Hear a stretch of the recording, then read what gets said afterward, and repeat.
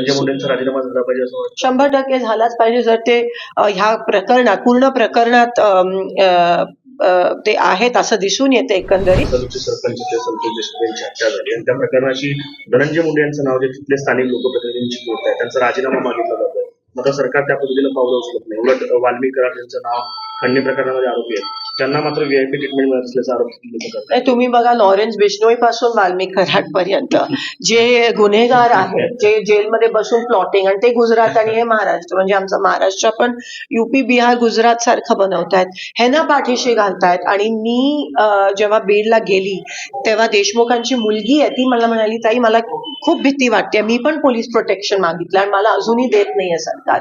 म्हणजे तुम्ही विचार करा किती दहशतीचं वातावरण त्या ठिकाणी निर्माण झालंय सगळ्यांवरच एकंदरीत, आणि सरकार 100% पाठीशी घालतंय. गुन्हेगार जेलमध्ये बसून इंटरव्ह्यू देत आहेत त्या ठिकाणी आणि त्यांच्यासाठी स्टुडिओ सेटअप केला जातो.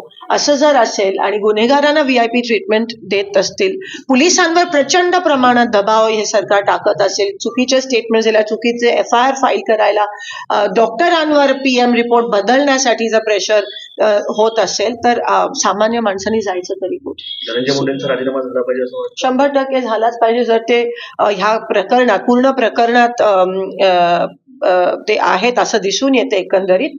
आणि काँग्रेस सत्ता असताना वारंवार जेव्हा राजीनामे मागितले जायचे तेव्हा द्यायचे आम्ही, एकंदरीत जबाबदारी घेऊन, नैतिक जबाबदारी घेऊन ते दिले गेले होते, जरी दोषी नसायचे तरी पब्लिक प्रेशरमुळे. पण इथे मला असं वाटतं अतिशय निगरगट्ट आणि अहंकारी सरकार आहे आणि लवकर हलतील असं दिसत नाही.